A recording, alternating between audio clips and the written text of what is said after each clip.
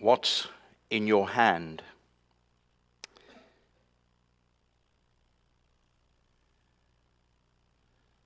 One day,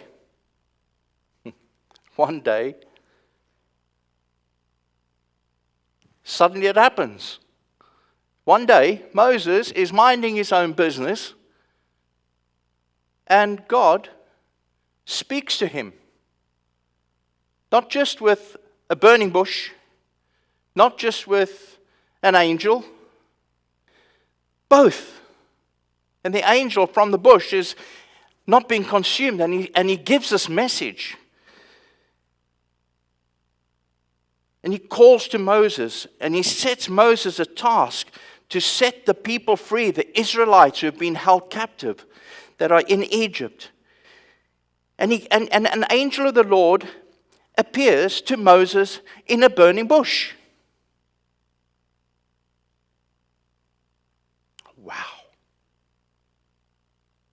Wow. As I read the story this week again, you kind of pick up on new things. But I reflected on my calling when we felt called to ministry. And I don't know about you, but sometimes when you say to people, you're not going to believe what's happened. You're not going to believe what's happened. And I know people didn't believe what had happened when we came back and said we felt called to officership. And the crazy thing is that God confirmed my calling at the foot end of my mom's bed as she was dying of cancer. And as I stood at the end of her bed, and the officer prayed over her, she just turned around and said, "Look, I love you all dearly." She's only 50. "I love you all dearly, but you know what? I've had enough." She had cancer since the age of 38. She said, I've had enough, and I want to go and meet my Heavenly Father. And as the officer prayed, I had this, like a barcode scanner, go from the top of my head, through my body, under the bed. That was the moment. Was I expecting that? I wasn't expecting that. Come on. But that was the moment for me. And that evening I went back to Kath, to the flat. And I said to my dad, I said, I've got to call Kath. Kath couldn't be with us. I had taken Caitlin to see my mom. Kath was on a deadline and she couldn't make it. But how many miles away were we? 7,500 roughly miles from a call box. Remember those things? Hey, you had to go down the road. Actually, we did have a phone in the flat, by the way. We weren't that like behind the times. But I didn't want to speak in front of my dad or my aunt in a flat. So I went down the road, and from a call box, I said to Kath, "What do you think God is asking us to do?" I said, "On the count of 3. So we counted back. But she jumped the gun, and she said, "Officership." And I said, "Yep, it's been confirmed this evening. This is what I'm meant to do." No, I wasn't expecting it. Moses was not expecting this to happen. He was minding his own business. He was tending the flock. At the age of 80, he was looking after a flock of sheep, being a shepherd for his father-in-law, not expecting this to happen. And he even gets confirmation. He's told, "I will be with you. I will be with you." But still, he doubts. He says, "Man, Lord, seriously, me? I can't deliver this news. I can't deliver this news." And then we go into what's in your hand, and God starts revealing himself to him.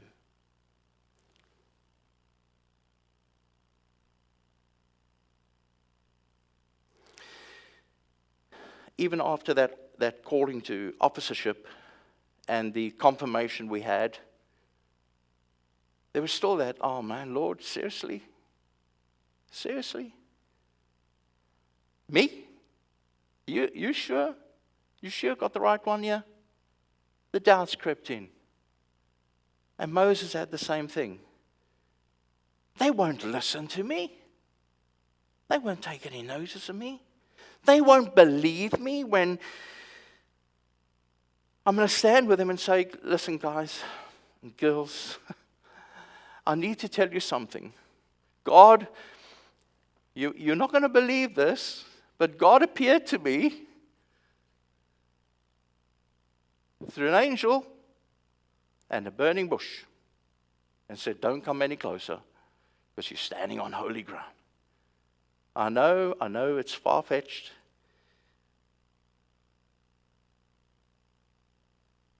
And so we start putting the barriers in place.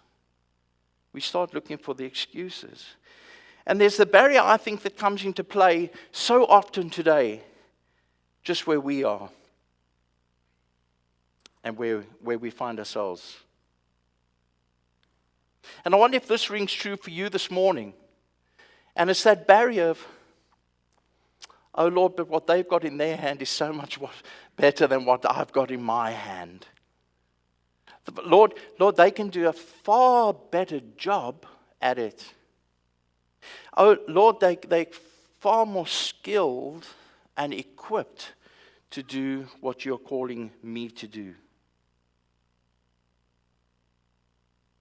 Folks, we are unique. Do you believe you're unique? Yeah? I'm unique. I'm hoping there's not another one of me. We are loved by God. We are created in His image. And God has already equipped you. Do you believe that? God's already equipped you. We need to just step out in faith and say, God, what's in my hand, I will use. I will use. See, I was like Moses. Lord, me? Kath can tell you that if we were standing in an open air when I was growing up, like 21, maybe 24, when I was standing in an open air, in fact, Bromley Bank could probably tell you, if anybody asked me to pray, I couldn't play the tune before the prayer. I had the biggest vibrato you've ever heard. I would shake like a leaf. I'd take my cap off in the open air and the sweat would just go, Lord. And then once it got going, it was okay. You're probably thinking, I wish you would stop talking now. But there's much more to come, I'm sad to say. No, I'm not sad to say, because I want you to hear that this morning. See, we don't need to be perfect. We do not need to be perfect. God doesn't want to use those that are perfect. He wants to use you. You. You. He wants to use us. Why? Because He sees purpose. He understands the purpose, and we need to understand that He sees promise, He sees potential in you and me. And He saw potential in Moses, a man that was flawed. And at 80 years old, man, haven't we got some work to do, everybody? Moses was 80, and God was equipping him to go and deliver the biggest news ever. Because God saw potential and promise in him. And then He shows him. He shows His presence to Moses. And He says, one day, as he's tending the flock, He appears. He uses the implement in Moses' hands, a staff. a staff to guide, staff to prod and poke the livestock, get them into position. A staff that would get them out of trouble if they found themselves in trouble. And he says, what is in your hand? And he must have just looked and thought, it's just a staff. It's just a staff. God uses you and me who are flawed. He uses the everyday for his purposes as he sees promise and potential in each and every one of us. What is in your hand, I ask you this morning? What is in your hand? I'm going to tell you, I've never been so grateful for what was in this gentleman's hand on a particular day on the beach in Cape Town. Glorious sunny day. Muizenberg Beach it was. Someone just gave us a little gift the other day of a beach hut from Muizenberg. Surfers paradise. And we were swimming, Kath and I. We were still in our courting days, weren't we? We were young. And we were swimming, minding our own business. And the next thing, we looked up and we saw this helicopter. And suddenly, we saw a guy who was harnessed in, hanging out the helicopter, shouting through a loudhailer, "Out the water! Shark! Out the water! Shark!" Well, I did what he said. I got out the water and I watched Kath and I'm saying, swim! Just don't look around, swim. There's a shark apparently in the water. She got out, she said, thanks very much for the help. But if that guy didn't have a loudhailer on that day, that he took to work every day, on that day, he saved me from a great white. And we got out and we saw the fin in the bay, just circling around, minding its own business. I wouldn't have been here today if he didn't use what was in his hand from that helicopter. I wouldn't be here today.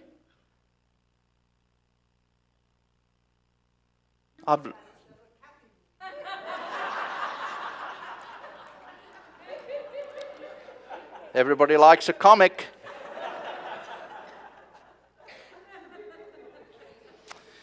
Well, thanks very much.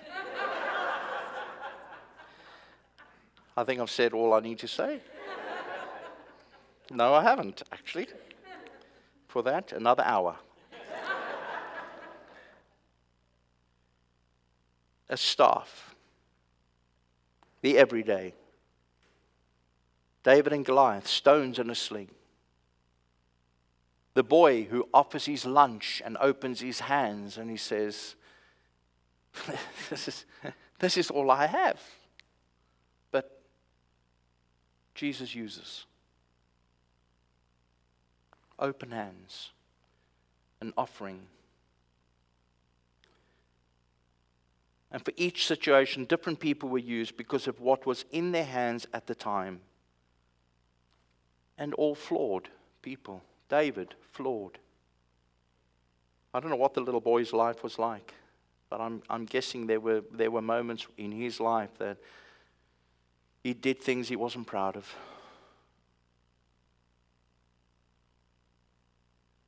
So I want to ask you this morning, if we believe that Jesus sees potential and promise in each and every one of us here this morning, I ask you today, what's in your hand today? I don't know what you've got with you now. What's in your hand right now? Tissue? Well, you may need that tissue, because you never know. Well, you probably do need the tissue looking at you. No. Oh, a fan. There we go. Okay? Yeah, it is warm. That's why I'm not in my tunic this morning. But we were talking at band the other day. Am I allowed to walk around? We were talking at band the other evening when I did devotion. I said, you know what? What you have in your hand when you make music, you are able to blow to the glory of God and speak through your instruments as you hold what's in your hand. Take time to be holy. I wonder if those words will impact you or your lives this week. When the songsters stand up and they hold those folders and they hold those words in their hands, and Joe says to us, for heaven's sake, look like you're excited and that Jesus is at work and he sees potential and promise in you. Let your face shine. I don't know if it did this morning when we sang, keep on believing Jesus is here. When we think there's no hope. But we sing those words, don't we? We stand with the music, we stand with the folders in our hands, and we sing. You may have car keys with you. You may be able to drive somebody somewhere this week. You may have a mobile phone that you need to text somebody a message this week. You may have a mobile phone that you need to phone somebody you've not heard from for a while. Give them a call. You may have a pen. When last did you write a note to somebody, encouraging them? What is in your hand that God's saying today, I want to use you and what you have for my glory, for my purpose, to extend the kingdom of God.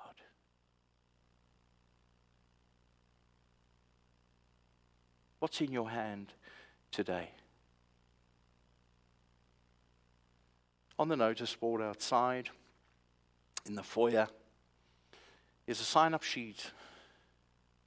Because we got a charity shop. Did you know that?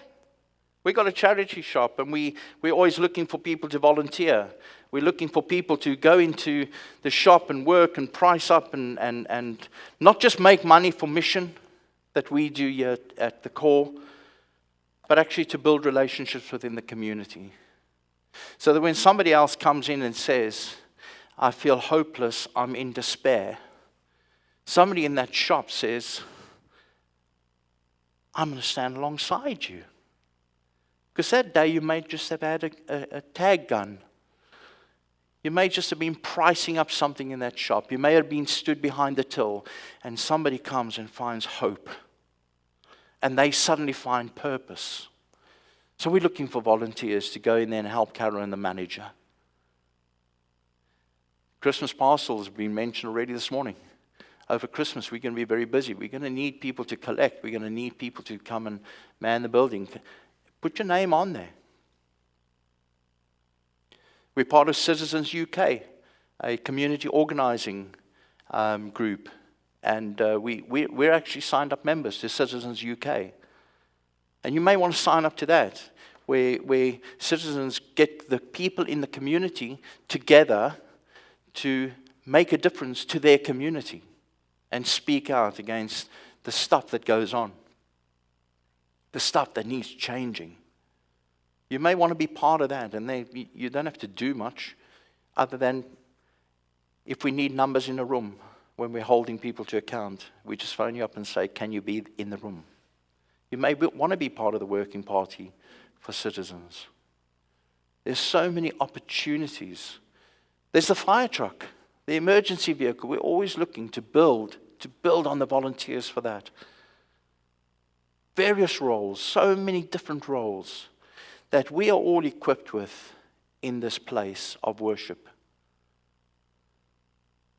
So many roles within your community where God says, what is in your hand to show the love and grace of God to your community where you live, where you work,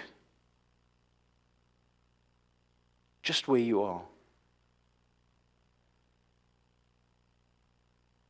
What is in your hand? God used Moses to lead the Israelites to freedom. And we want to, here in this place, as we celebrate 140 years next year, we want to continue to lead people into the freedom of Christ, where they too can realize that people, they have purpose, they have meaning. People that need liberating, people that need to be set free from the things of this world that have chained them up,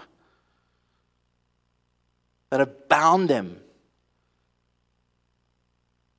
And so that they can't see the immeasurably more.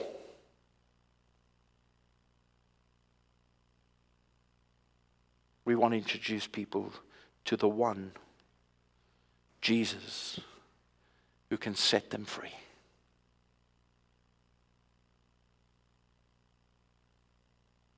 And how do we do that? We say, God, here I am. Here I am. Use me. Show me your power. Show me your love, your grace, and your care.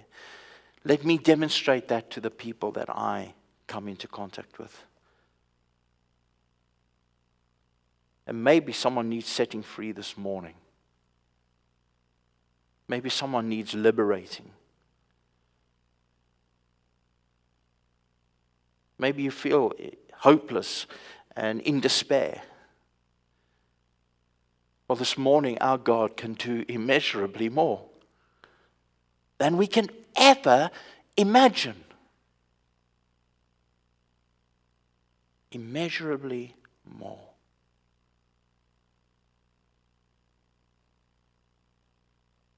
What is in your hand that God can use today?